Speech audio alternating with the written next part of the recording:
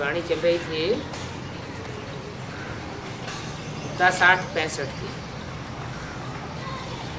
तीसरे पेज के मध्य आदि में बात चल रही थी। हम आत्माएं निराकारी दुनिया में रहती हैं और यहाँ पार्ट बजाने आती हैं।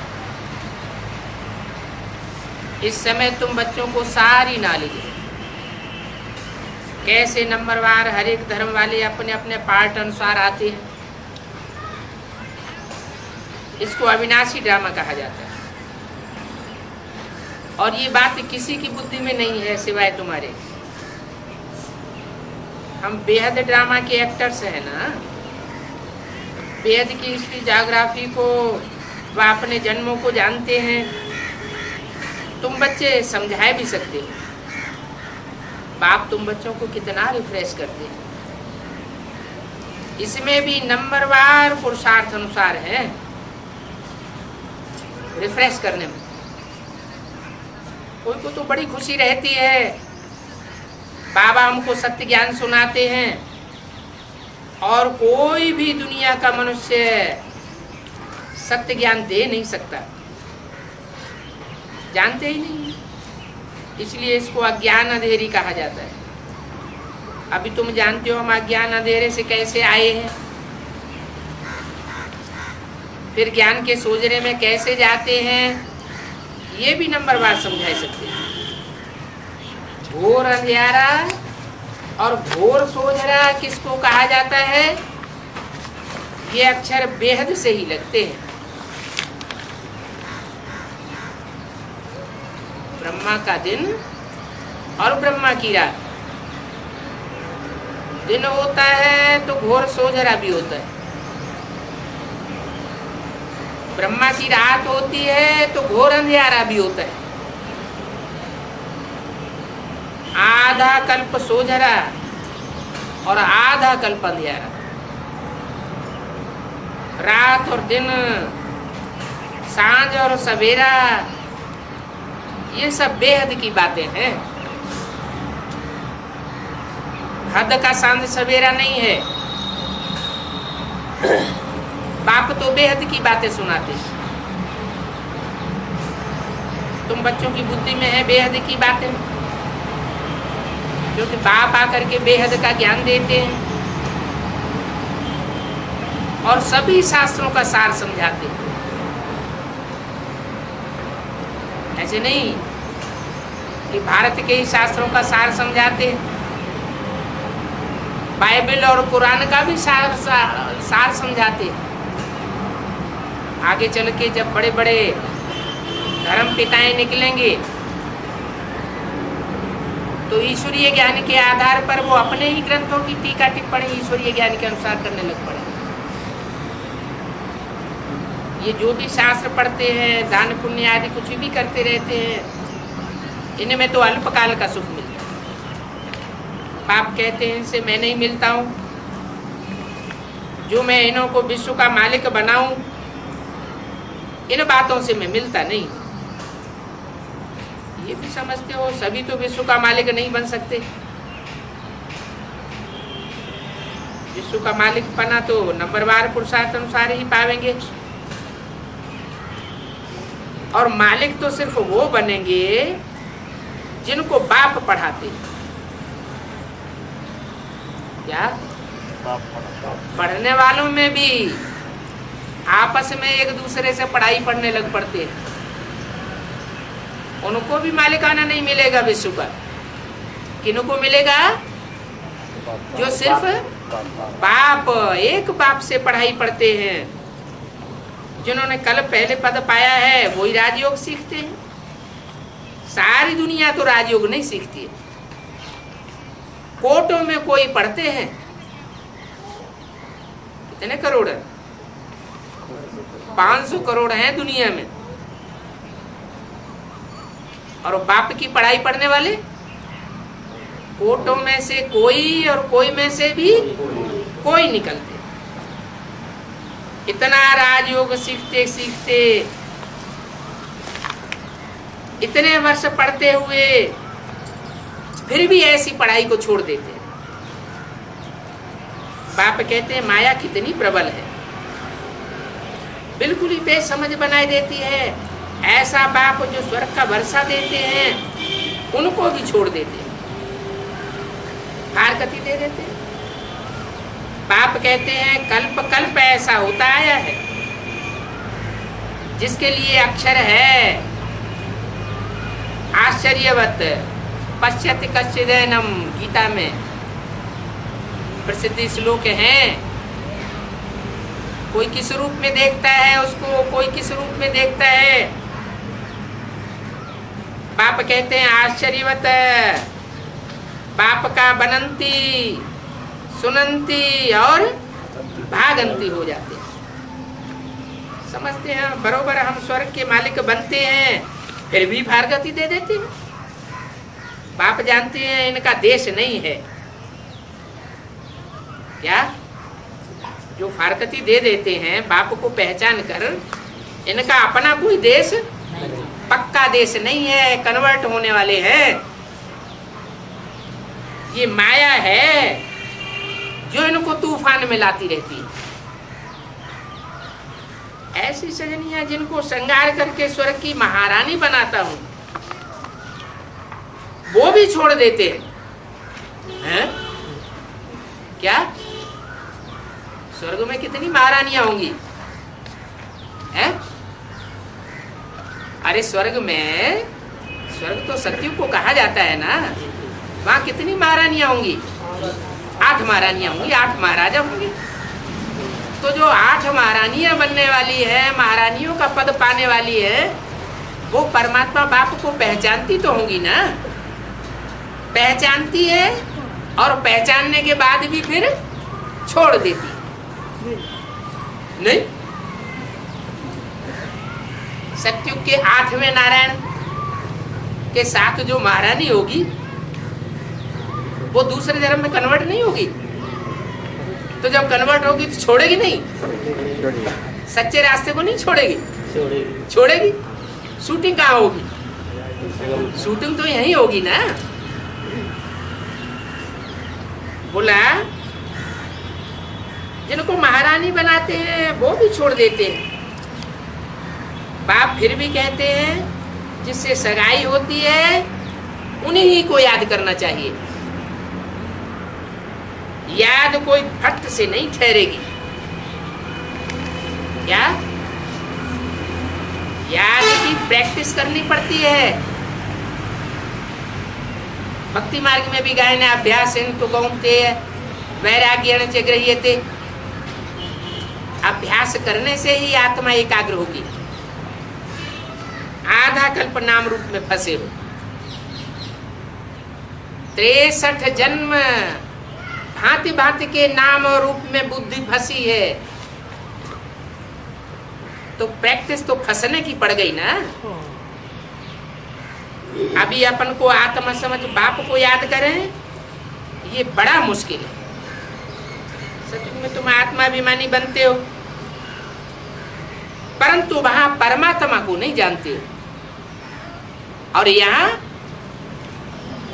तुम घड़ी घड़ी आत्माभिमानी बनते हो, घड़ी घड़ी देह अभिमानी बन पड़ते हो, लेकिन यहाँ तुम बाप को जानते भी हो। परमात्मा बाप को सिर्फ एक बार ही जानना होता है। यहाँ तुम आधा कल्प देह अभिमानी बन जाते हो। ये भी नहीं समझते हो हम आत्माओं को ये शरीर छोड़ करके फिर दूसरा पार्ट लेकर के बजाना है। जब दूसरा पार्ट बजाना ही है तो रोने की तो दरकार ही नहीं। जबकि बाप द्वारा तुम सुखधाम का वर्षा पा रहे हो तो कितना खुशी होनी चाहिए। 10, 8, 65 की वाणी का 4था पेज। तो हम क्यों नहीं इन बातों पर अटेंशन देवे और अटेंशन दे करके स्कॉलरशिप लेवे। बल बच्चे कब अपने से प्रतिज्ञा भी करते हैं कि हम बाप को कब नहीं भूलेंगे, फिर भी माया भुला देती है। माया बड़ा जोर से तूफान लगाती है। कितना जितना जितना हम स्त्री अब रहना चाहते हैं, परंतु माया होने नहीं देती है। युद्ध का मैदान है ना, एक तरफ है प्रबल माया और दूसरी तरफ है प्रबल बाबा। माया भी उतनी ही शक्तिवान बनती है जितना बाबा शक्तिवान है। तो अभी की युद्ध की बातें शास्त्रों में लिखी हुई है। क्या? चाहे रामायण हो, चाहे महाभारत हो, चाहे देवासुर संग्राम हो, शास्त्रों में जितनी भी बाहुबल की युद्ध की बातें लिखी हुई है देवताओं और असुरों के बीच में, वो कहाँ की यादगार है? अभी संगम युग की यादगार। नहीं तो वास्तव में देवताएं कोई लड़ाई नहीं लड़ती। देवताओं को लड़ाई लड़ने की क्या दरकार? वो तो सुख में जीवन जीते हैं। ये आसुरी दुनिया है, इसे ये द्वैतवादी दुनिया में लड़ाई झगड़े होते हैं। देवताएं तो होते हैं अद्वैत। जहां अद्वैत होता है वहां लड़ाई झगड़े की बात ही नहीं होती है। तो यहां माया बड़ी प्रबल है। अभी की युद्ध की बात है, फिर तुम 5 विकारों पर जीत पहनते हो। एक ही बाप को याद करने से 5 विकारों पर जीत पहनने में बल मिलेगा।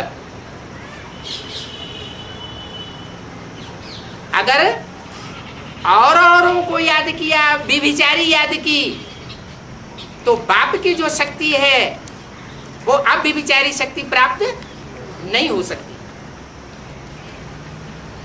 क्योंकि हमको तो इस दुनिया को छोड़ करके वापस परम धाम जाना है। क्या बोला है गीता में?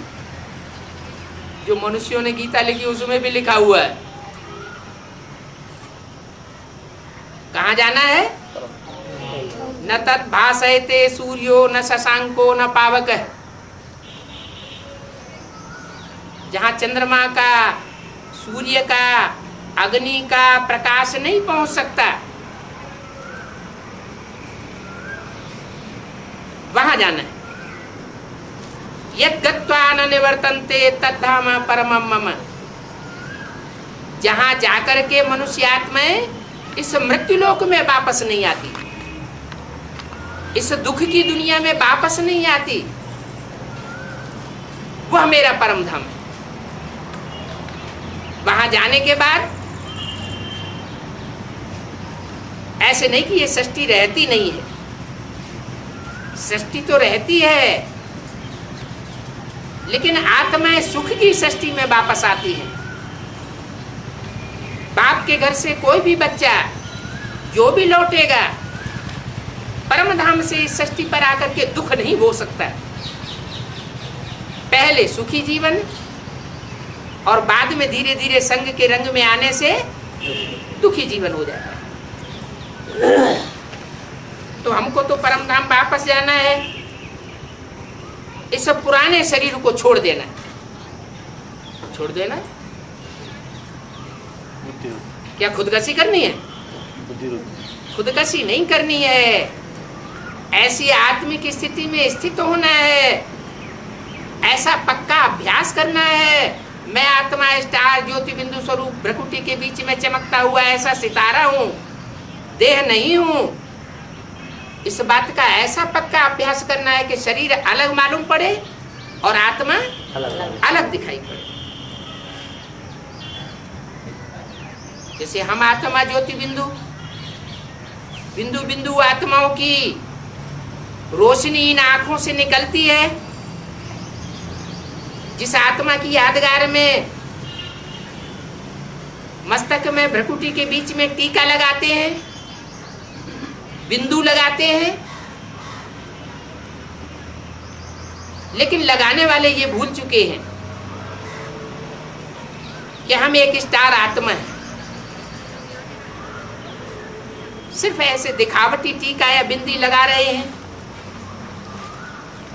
ऋषियों महर्षियों ने जब ये परंपरा बनाई थी तो इसलिए बनाई थी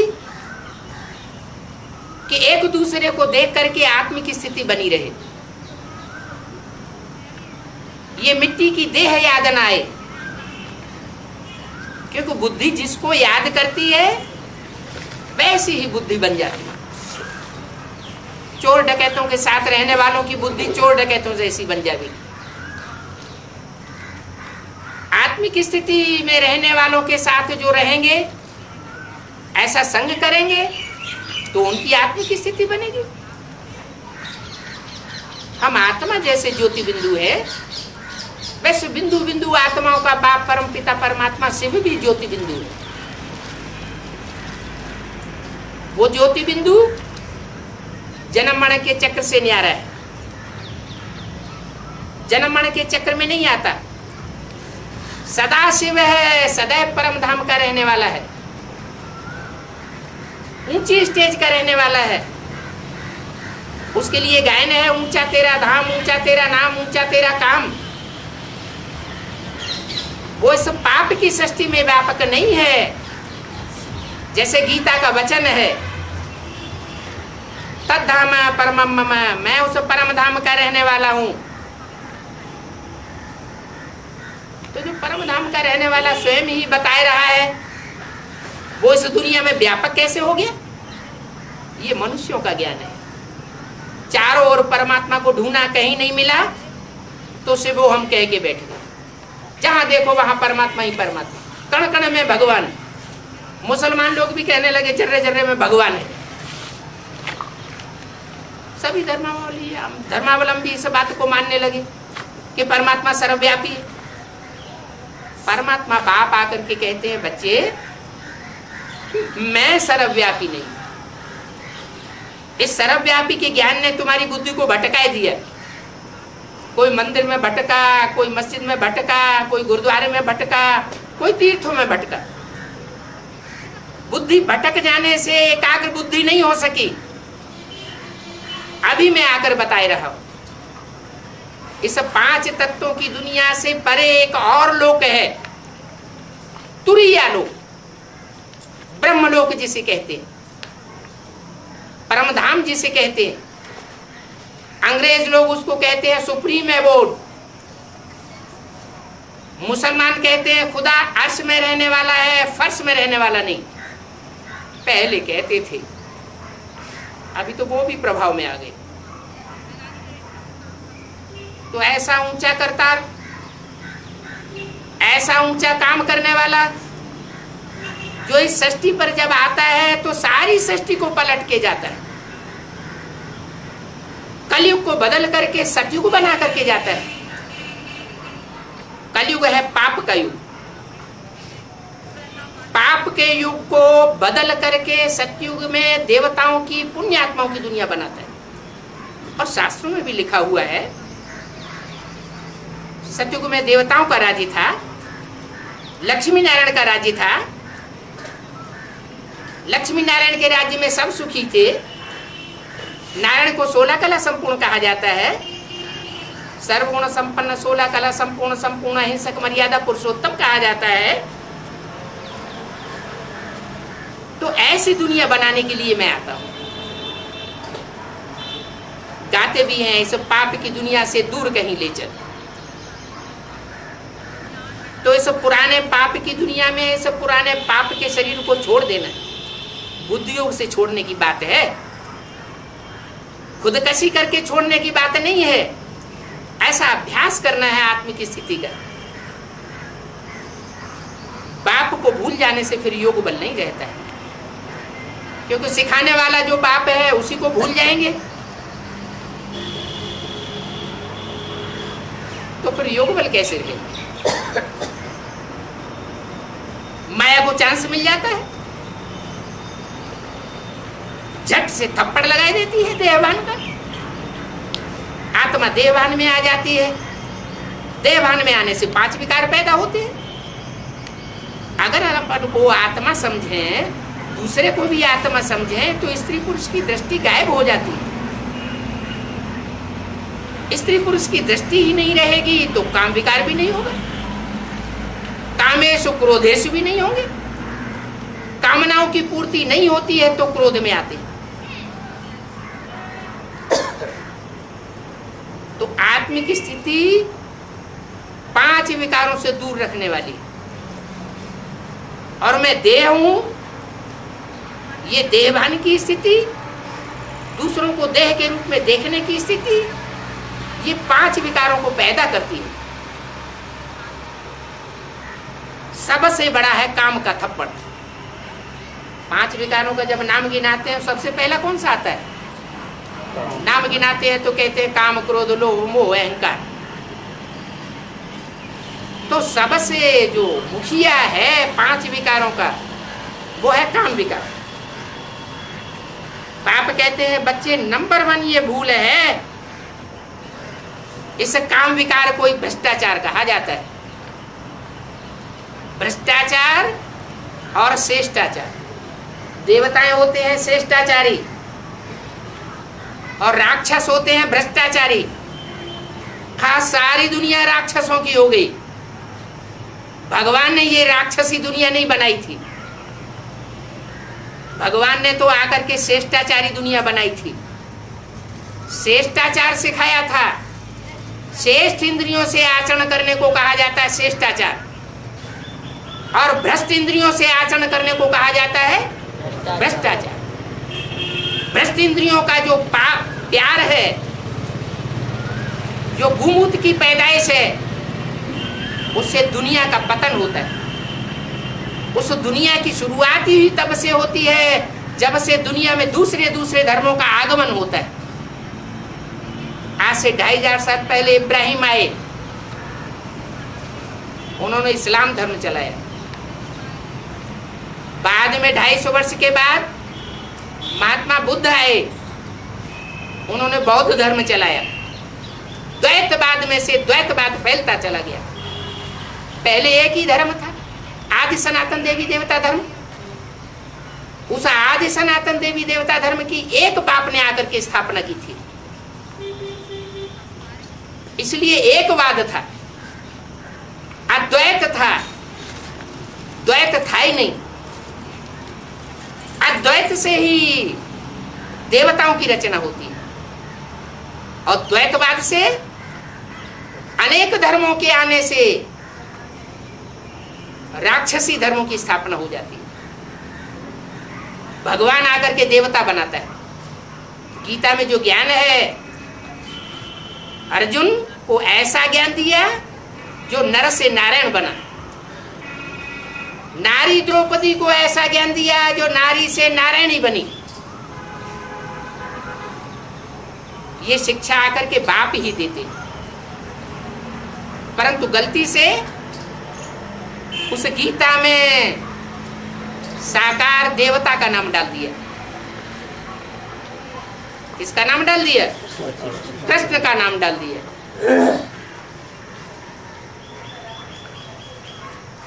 गीता में तो कई एक श्लोक हैं जो ये बताते हैं कि गीता का उपदेश देने वाला निराकार है, साकार नहीं है।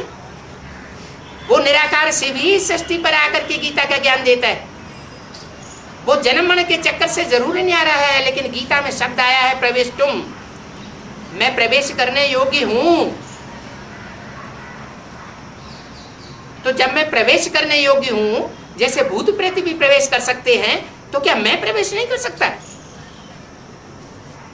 वो इस सृष्टि पर आकर के, इस सृष्टि के रंगमंच के जो हीरो हीरोइन पार्टधारी हैं, राम और कृष्ण, उन आत्माओं में आकर प्रवेश करता है। जब प्रवेश करता है तो उनका सतयुग का और त्रेता का नाम बदल जाता है। वही आत्माएं जन्म लेते लेते 84 की चक्र में आते, अंतिम जन्म में आकर के साधारण मनुष्य तन बनता है। उस साधारण मनुष्य तन में आकर के परमात्मा नाम, उनका नामकरण करता है, ब्रह्मा और शंकर। ये 2 आत्माएं हैं। ब्रह्मा माने बड़ी और माँ माने माँ। दुनिया की बड़े से बड़ी माँ, बड़ा काम करेगा तो बड़ी माँ हो। और माताओं ने इतना प्यार नहीं दिया होगा। जितना ब्रह्मा ने सृष्टि को प्यार दिया होगा। तो काम के आधार पर नाम पड़े हैं शास्त्रों में। शास्त्रों के कोई भी नाम उठा के देख लो, जैसा काम वैसा। दुर्योधन, दुशासन, अर्जुन, युधिष्ठिर, सारे ही नाम तो अर्थ सहित है ना। तो वो इस समय पाठ चल रहा है।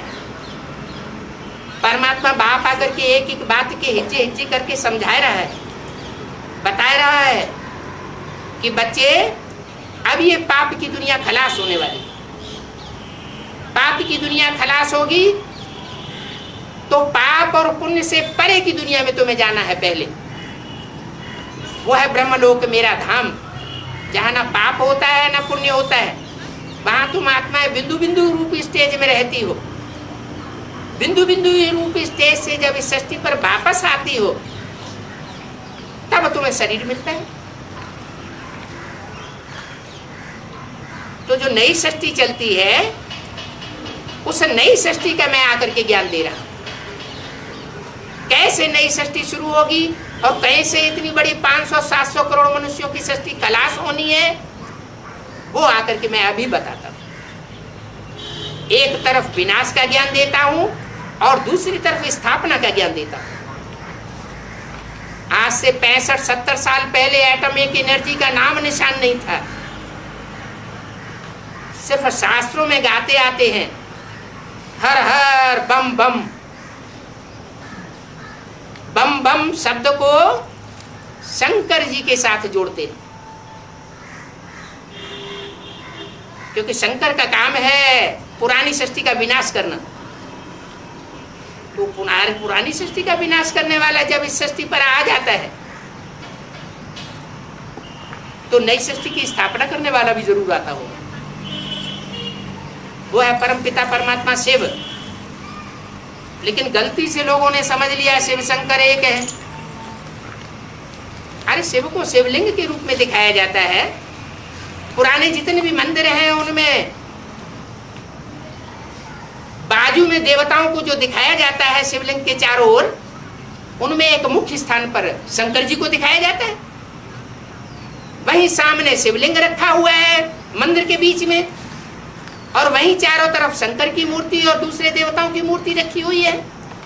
तो इससे क्या पहचाना नहीं जा सकता उन देवताओं के बीच में बड़ा देवता, महान देव, महादेवता कौन है? महादेव है शंकर, बाकी सब नंबरवार है। तो देवता को और भगवान को मिला के एक कर दिया है। कर दिया है उसका भी कारण है। शिव को ब्रह्मा के साथ मिला के एक क्यों नहीं कर दिया? विष्णु के साथ मिला के एक क्यों नहीं कर दिया? शिव को शंकर के साथ क्यों मिलाया? कुछ तो कारण होगा।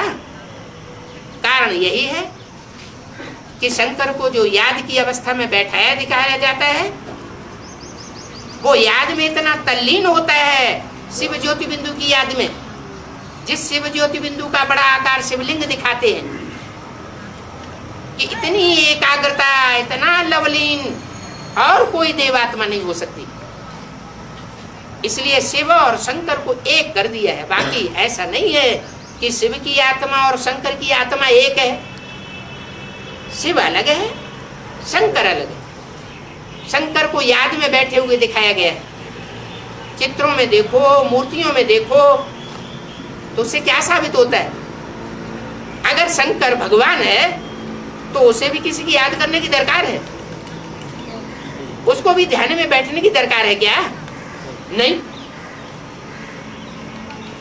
वो तो स्वयं ध्यान स्वरूप है, ज्योति बिंदु स्वरूप है, वो तो सदाशिव है। उसको कोई पुरुषार्थ करने की दरकार नहीं है। किसको? सुप्रीम सोल शिव को। वो जिसमें प्रवेश करता है उसका नाम संसार में शंकर विश्वनाथ प्रसिद्ध होता है। उसको विश्व की बादशाही मिलती है। किसी को विश्व की बादशाही मिलती नहीं बाहुबल से। एक शंकर को ही दिखाया गया है चित्रों में कि योग बल से विश्व की बादशाही प्राप्त की। तो वो शंकर ने भ्रष्टाचार को दूर किया होगा। भ्रष्ट इंद्रियों का जो आचरण आज दुनिया में फैला हुआ है, वो भ्रष्टाचार की संतति को खलास किया होगा। इसलिए गायन है, शंकर ने क्या भस्म किया? कामदेव को भस्म किया। और किसी देवता के लिए इस बात का गायन नहीं है क्या कि कामदेव को भस्म किया हो। कामदेव जो मुखिया है वो का विकार, उस मुखिया विकार को भस्म कर दिया जाएगा तो दूसरे विकार तो अपने आप भाग खड़े होंगे। तो असली जो भ्रष्टाचार है, उस भ्रष्टाचार को अंत करने वाला आज तक कोई दुनिया में हुआ ही नहीं। बड़े से बड़े धर्म पिताएं आए इस सृष्टि पर, इब्राहिम आए, बुद्ध आए, क्राइस्ट आए, गुरु नानक आए, विवेकानंद आए, लेकिन भ्रष्टाचार और बढ़ता ही गया। तो उनके आने से फायदा क्या हुआ? दुनिया नीचे गिरती गई तो आने से फायदा हुआ या नुकसान हुआ? जरूर ज्ञान उनका कुछ अधूरा है। वास्तव में जो संपूर्ण शिव इस सृष्टि पर आता है तो ऐसा संपूर्ण ज्ञान देता है कि इस दुनिया से भ्रष्टाचार का नाम निशान अंत हो जाता है। जो भी सृष्टि पर रहती है, चाहे वो जानवर हो, चाहे पशु पक्षी हो, चाहे मनुष्य हो, सब श्रेष्ठ इंद्रियों से आचरण करने वाले होते हैं। जैसे मोर हमारे भारतवर्ष का आज भी राष्ट्रीय पक्षी माना जाता है। क्यों माना जाता है? दूसरे पक्षी को क्यों नहीं उदाहरण देते? राष्ट्रीय पक्षी कोई दूसरे पक्षी को मान लेते? क्योंकि सभी पक्षी मैथुन से सृष्टि पैदा कर रहे हैं। एक मोर ही ऐसा है जो मोरनी मोर के नाचते समय उसका आंसू पीती है और उससे गर्व रह जाता है। माने मिसाल के लिए आज भी दुनिया में एक ऐसी पक्षी की बात कायम है और वो भारत का राष्ट्रीय पक्षी माना जाता है, जिससे ये साबित होता है कि इस दुनिया में श्रेष्ठाचारी संतान भी कभी हुई थी। ये कोई असंभव बात नहीं है कि श्रेष्ठ इंद्रियों से जो ज्ञानेंद्रियां हैं उनसे श्रेष्ठ दुनिया कैसे पैदा होगी, श्रेष्ठ सृष्टि कैसे बनेगी। अभी बाप ये बातें बताए रहे, ये कंसंट्रेशन की बात है। आज मनुष्य की बुद्धि कौड़ी तुल्य हो गई है, क्योंकि कौड़ी में ही बुद्धि लगी रहती है। काम विकार प्रधान होने की वजह से और स्त्रियों में अपने देह का ज्यादा होने की वजह से कौड़ी की याद मुख्य हो गई। कौड़ी का शेप ही याद आता रहता है। तो जहां कंसंट्रेशन होगा वही सृष्टि की, वही बुद्धि की सारी पावर, शरीर की सारी पावर निचुड़ के इकट्ठी हो जाएगी। तो काम इंद्रियों में सारी शक्ति इकट्ठी हो जाती है। भ्रष्ट इंद्रियों में जब सारी शरीर की और बुद्धि की शक्ति इकट्ठी हो जाती है तो मनुष्य का पतन होगा या उत्थान होगा? पतन होगा। वो प्यार भ्रष्टाचारी प्यार है। भ्रष्टाचारी प्यार से जो संतति पैदा होती है वो भ्रष्ट आचरण करने वाली होती है। जो भी बच्चे आज पैदा हो रहे हैं वो मोस्टली दुखदाई पैदा हो रहे हैं। माँ बाप को ही दुख देने लग पड़ते हैं। नहीं तो रचना हर रचयिता के सुख के लिए पैदा की जाती है, उल्टा हो जाता है। अभी बाप आए हैं उल्टों को सुल्टा बनाने के लिए, भ्रष्टाचारियों को श्रेष्ठाचारी बनाने के लिए। भ्रष्टाचारी का टाइटल क्रोध से नहीं होता है। क्या कहा है? कोई क्रोधी हो तो क्रोधी को भ्रष्टाचारी का टाइटल दिया जाए, ये रंग बात है। पतित बनने से ही ये टाइटल मिलता है और पतित होते हैं काम विकार से। क्या किसी को क्रोध आता है तो वो क्रोध कौन सी विशेष इंद्रियां हैं जिनसे झलकता है क्रोध है? आंख। आंख शिष्टाचारी है या भ्रष्टाचारी है? आंख तो ज्ञानेंद्रिय है ना, तो ज्ञानेंद्रियों में सारी ताकत जाके इकट्ठी होती है। तो शक्ति का ऊर्ध्वगमन हो रहा है या नीचे जाती है शक्ति क्रोध के समय? ऊर्ध्वगमन तो होता है, लेकिन वो ऊर्ध्वगमन जो है वो दूसरों को नीचा दिखाने के लिए होता है, दूसरों को परास्त करने के लिए होता है, इसलिए उसमें पावर नहीं रहती। अभी बाप आए हैं, बच्चे ये काम और क्रोध तुम्हारे महाशत्रु है, इनकी असलियत को जानो। क्रोध भी उतना ही नीचे गिराने वाला है जितना काम विकार नीचे गिराता है। काम विकार मनुष्य जब भोगता है तो स्त्री पुरुष ऐसे समझते हैं बड़ा प्यार कर रहे हैं एक दूसरे को, प्यार नहीं कर रहे हैं और ये एक दूसरे को मार मार रहे हैं, गड्ढे में गिरा रहे हैं। वो बात किसी की बुद्धि में नहीं आती। बाप ही आकर के ये बात सिखाते हैं कि बच्चे अब तुम श्रेष्ठाचारी बनो। तो बताया क्रोध से पतित नहीं बनते हैं, काम विकार से ही पतित बनते हैं। इसलिए रणियां मारते रहते हैं, हे पतित पावन आओ। क्या? हे पतितों को पावन बनाने वाले बाप इस सृष्टि पर आओ। तो पावन जरूर बनना पड़ेगा। किसको बुलाते हैं? पतित पावन आओ कह करके किसको बुलाते हैं? कृष्ण को बुलाते हैं। कृष्ण बच्चे को बुलाते हैं? नहीं, किसको बुलाते हैं? पतित पावन का टाइटल किसके साथ जुड़ा हुआ है? शिव के साथ जुड़ा हुआ है? विष्णु के साथ जुड़ा हुआ है? नहीं, किसके साथ जुड़ा हुआ है? पतित पावन सीता। तो पतित पावन जो सीताराम का टाइटल है, उनको जो बुलाते हैं वही पतित से पावन बनते हैं। जो पतित पावन कह करके बुलाते नहीं, वो पतित से पावन बनते भी नहीं। रणियां मारते रहते, ये पतित पावन आओ।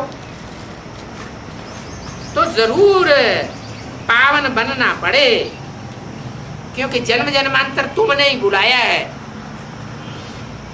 पतित पावन बाप को, राम बाप को बुलाया है, तो तुमको पावन बनना पड़े और बाप को आकर बनाना पड़े।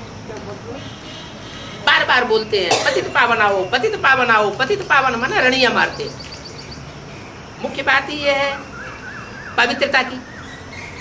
इस ज्ञान में मुख्य धारणा कौन सी सिखाई जाती है? जितनी भी धारणाएं सिखाई जाती है उनमें मुख्य धारणा कौन सी है? पवित्रता की। फर्स्ट प्योरिटी आ जाए तो पीस और प्रॉस्पेरिटी जीवन में आप ही फॉलो करेगी। बाप आकर के कोई नई बातें नहीं सुनाते हैं। क्या हैं? वही सारी शास्त्रों की बातें। तुलसीदास ने भी पहले ही बोल दिया है, जहां सुमति तहां संपत्ति नाना, जहां कुमति तहां विपत्ति निदान। जहां सुंदर मति होती है वहां पीस एंड प्रॉस्पेरिटी अपने आप आती है।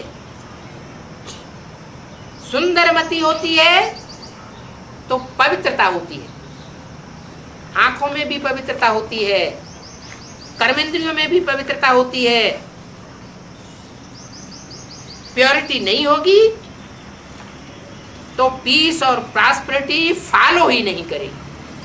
अभी ब्राह्मणों के जीवन में भी देख लो, क्या कोई कहे कि हम 40 साल से 50 साल से ब्राह्मण हैं, 50 साल से ब्राह्मण हैं और पीस और प्रॉस्पेरिटी जीवन में दिखाई नहीं पड़ती, तो क्या कहेंगे? सुख और शांति, प्रॉस्पेरिटी दिखाई नहीं पड़ती है तो क्या कहेंगे? प्योर है या इम्प्योर है? ज्ञान को धारण किया है अथवा नहीं धारण किया है? जरूर धारणा नहीं की। प्योरिटी होती है बाप के साथ योग लगाने से। क्या? और दूसरों के साथ योग लगाने से प्योरिटी नहीं आएगी। एक बाप के साथ बुद्धि योग लगाएंगे तो प्योरिटी जरूर आएगी। तुम काम को जीत लेंगे तो और सारे ही विकार तुम्हारी शरण में आ जाएंगे। क्या? एक काम को जीता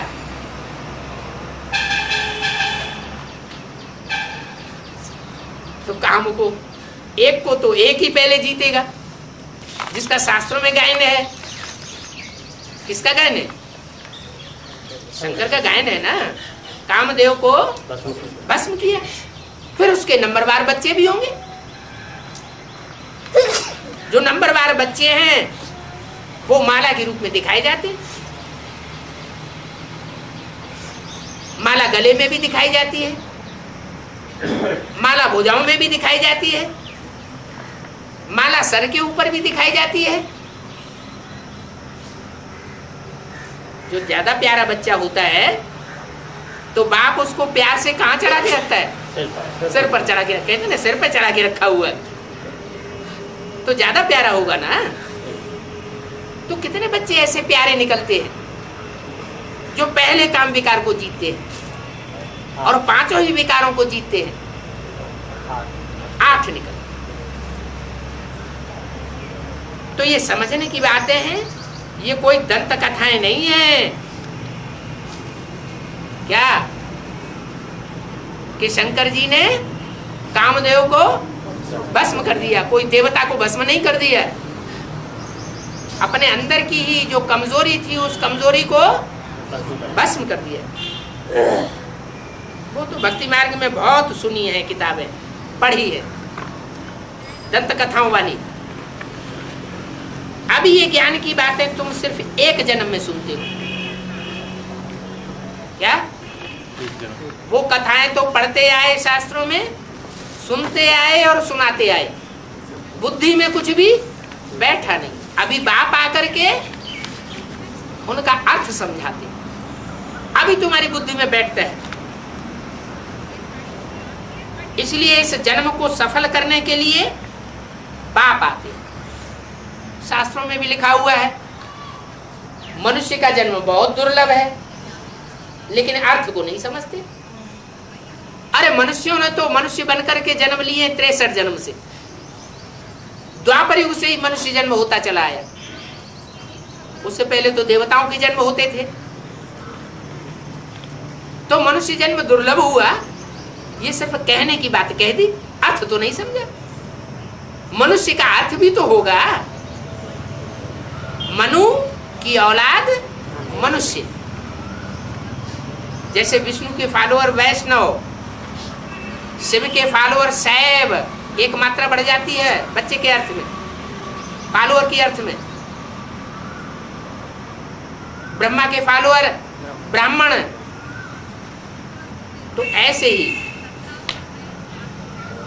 अर्थ लगता है। मनु कहा जाता है जो मन का पार्ट बजाता है।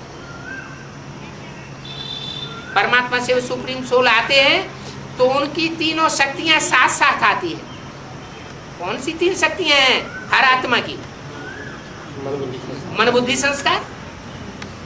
तो सुप्रीम सोल की भी 3 शक्तियां हैं, मन रूपी ब्रह्मा, बुद्ध रूपी तीसरा नेत्र शंकर, और परिवर्तन शक्ति विष्णु। ये 3 शक्तियों के साथ परमात्मा से भी सृष्टि पर आता है। पहले इस संसार में किस शक्ति के द्वारा प्रत्यक्ष होता है? मन के द्वारा। मनु, सारी सृष्टि मनु की औलाद हो जाती है।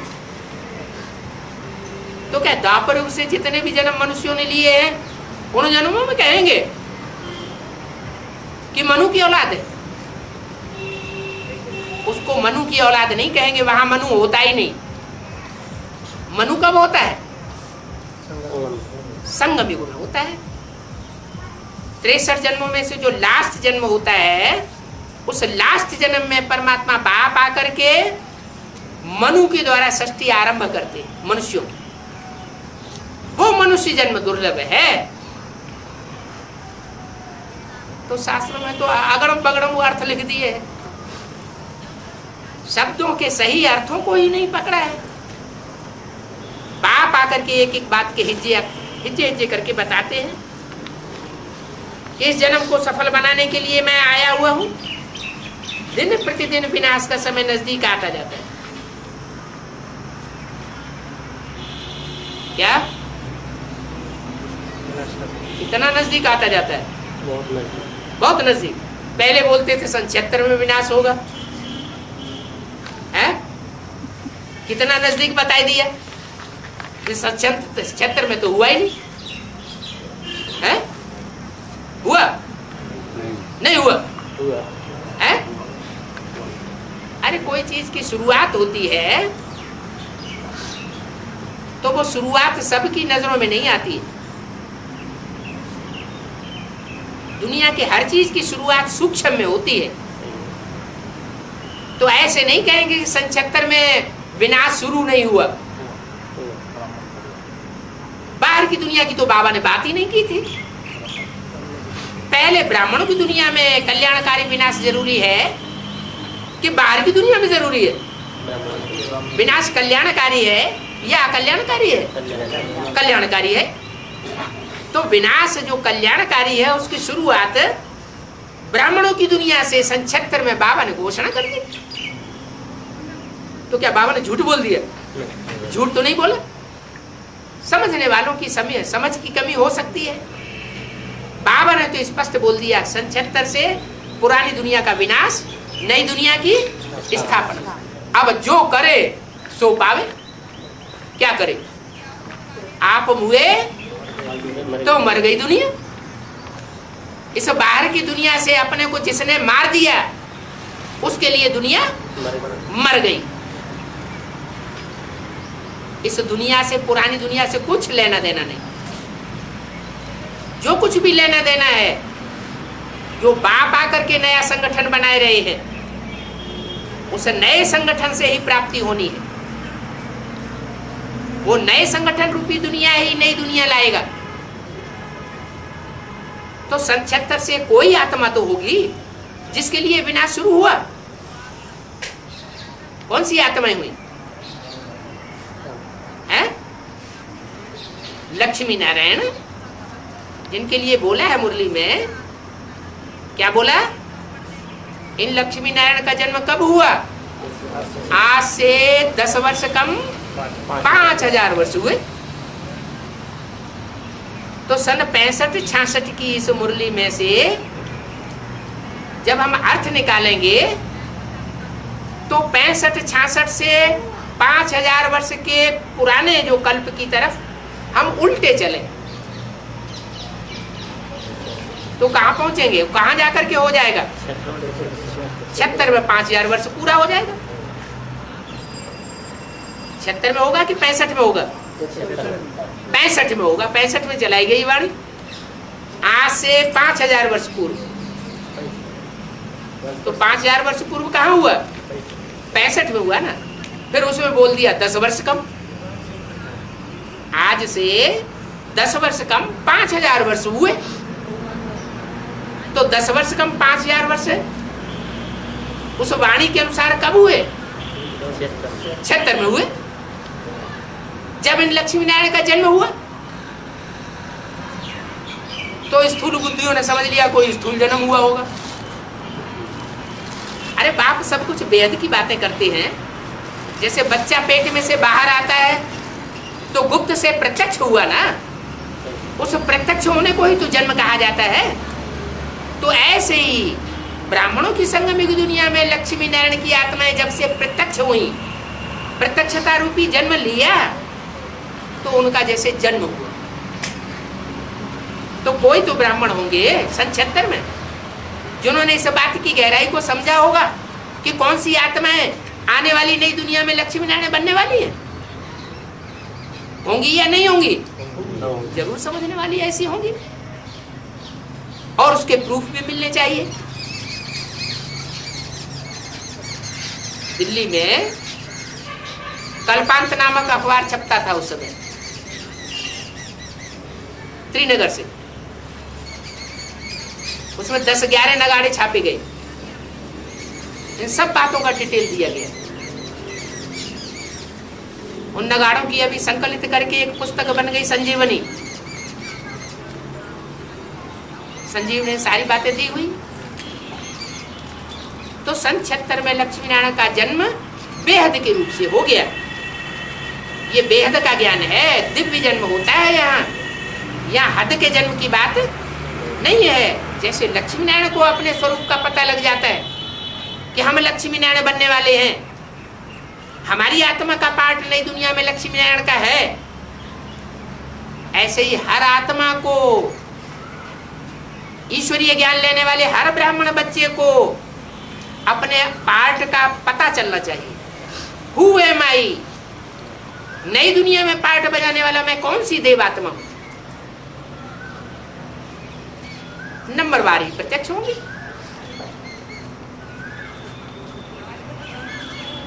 तो जरूर जो देव पद पाने वाले अष्टदेव होंगे वो पहले प्रत्यक्ष होंगे। त्रिमूर्ति तो प्रत्यक्ष होती ही है पहले, लेकिन वो सूर्यवंशी देवताएं पहले प्रत्यक्ष होते हैं। तो बताया अभी दिन प्रतिदिन विनाश का समय नजदीक आता जाता है। यहाँ कौन से विनाश की बात की? आरंभिक विनाश की बात की या अंत के विनाश की बात की है? अंत के विनाश की बात की है। जो फाइनल विनाश होगा वो दिन प्रतिदिन नजदीक आता जा रहा है। हालांकि ये वाणी तो ब्रह्मा बाबा जब जीवित थे उसी समय की बात है। क्या 65 या 68 तक की कोई वाणी होगी जहां से ये रिवाइज कोर्स की मुरली उठाई गई है? तो उससे साबित होता है कि बाबा ने तो बता दिया दिन प्रतिदिन विनाश का समय नजदीक आता जाता है, और बाबा ने वो घोषणा भी कर दी कि सन 76 से पुरानी दुनिया का विनाश और नई दुनिया की स्थापना हो जाएगी।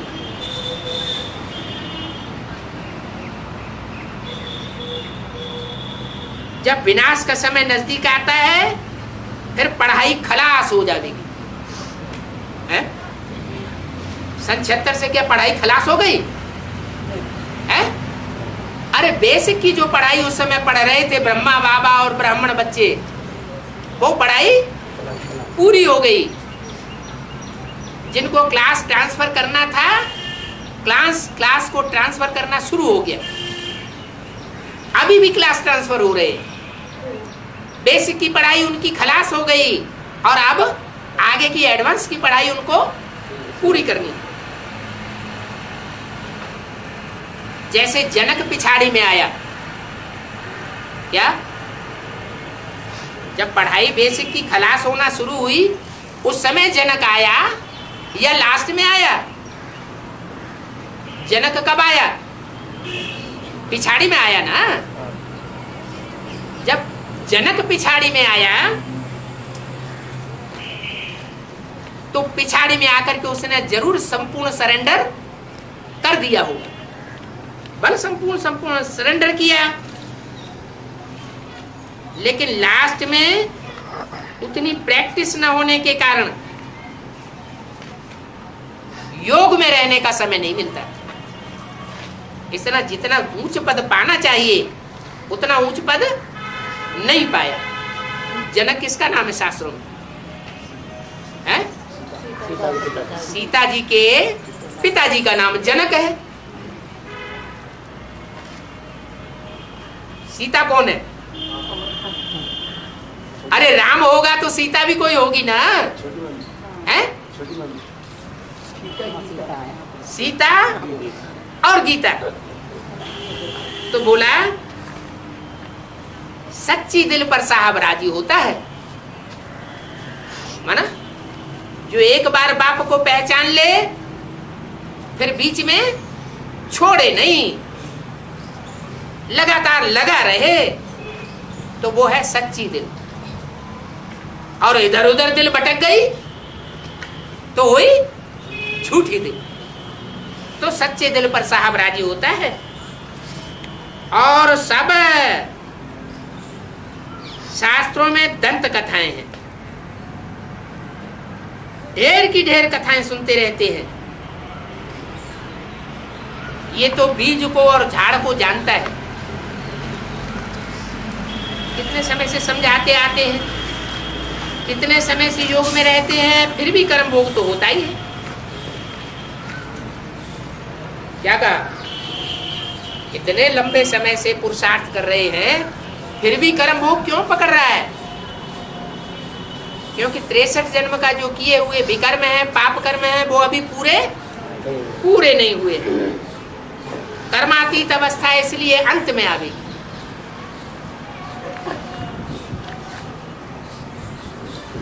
अंत कब होगा? है? जब स्थूल विनाश शुरू होगा तो समझो अंत है। और विनाश कब होगा? जब पूरी स्थापना हो जाएगी। तो कर्मातीत अवस्था अंत में आवेगी। अभी तुम कर्मातीत बनने का पुरुषार्थ कर रहे हो। क्या कर रहे हो? कर्मातीत बनने का पुरुषार्थ कर रहे हो। कैसा पुरुषार्थ? कर्मेंद्रियों से कर्म करते रहो, लेकिन कर्म करते हुए भी बुद्धि उपराम बनी रहे, कर्मेंद्रियों से अतीत बनी रहे, कर्मेंद्रियों के लेप छेप में बुद्धि न फंसे। ऐसा तुम कर्मेंद्रियों को कंट्रोल करने का पुरुषार्थ कर रहे हो। अभी हम जाते हैं तो हमारे सभी दुख दूर हो जाने हैं। शरीर छोड़ने के बाद आत्मा अलग हो जाती है। क्या कहा? तो छोड़ दो शरीर। है? शरीर छोड़ने के बाद आत्मा अलग हो जाती है तो शरीर छोड़ देना चाहिए ना। ब्रह्मा बाबा ने भी शरीर छोड़ दिया, नहीं छोड़ना चाहिए? है? हाँ, शरीर छोड़ने की बात नहीं है। शरीर छोड़ना माना देह भान छोड़ना। ऐसी पक्की प्रैक्टिस हो जाए कि जैसे देह भान हमको पकड़े नहीं, काम क्रोध लोभ मोह अहंकार हमारे ऊपर असर ही न करें। वो तब होगा जब पिछले 63 जन्मों का हिसाब किताब चुकतू हो जाएगा,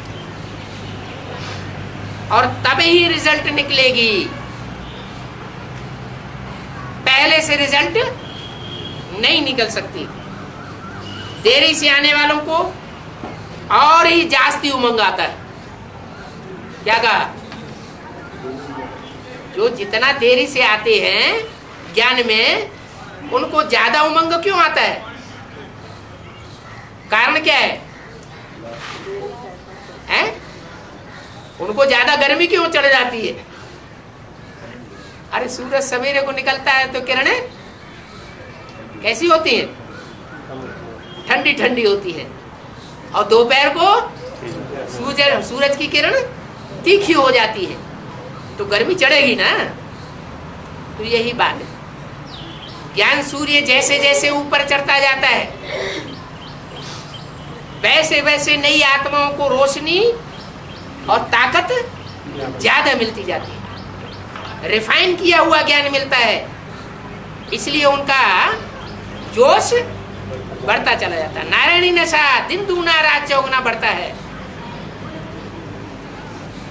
तो देरी से आने वालों को और ही जास्ती उमंग आता है। लास्ट सो फास्ट हो सकते हैं, और पुराने थक जाते हैं। क्यों? पुराने क्यों थक जाते हैं?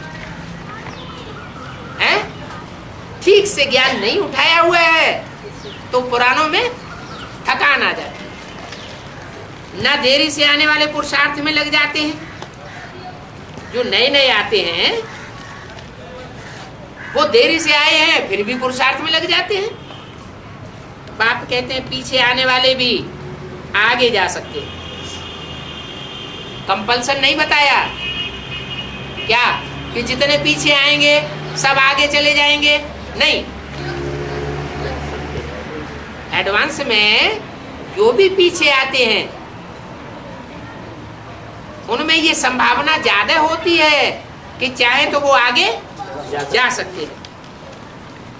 सारा मदार योग पर है। क्या कहा?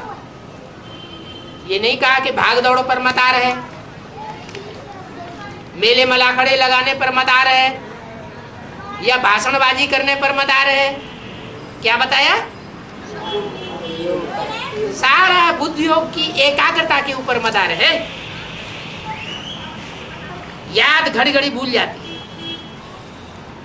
इसलिए माया थप्पड़ लगा देती है। अगर याद की स्थिति एकाग्र बनी रहे तो माया बीच में इंटरफियर नहीं कर सकती।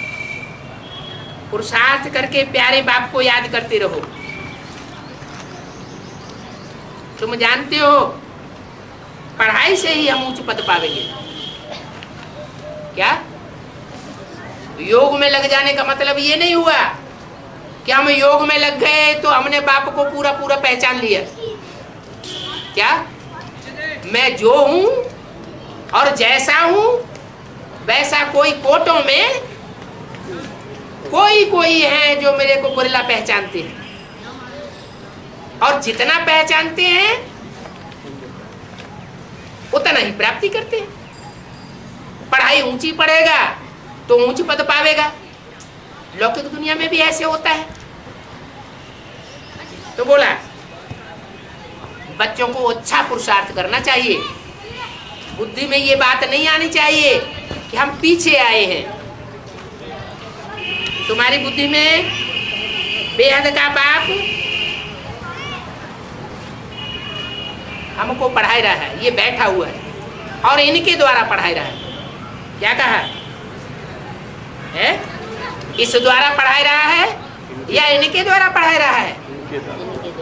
इनके द्वारा। माना कोई दो है कम से कम जिनके द्वारा पढ़ाता है। माँ के द्वारा पढ़ाता है और बाप के द्वारा पढ़ाया है। ये दो आकर के इकट्ठे हुए हैं। क्या कहा? जब दोनों आकर के इकट्ठे हो जाते हैं तो क्या होता है? विष्णु बन जाता है। बाप और माता, रावण उनको बिछुड़ाए देता है। अब दोनों मिलकर के जब एक हो जाते हैं तो विष्णु का राज्य शुरू होता है। अच्छा,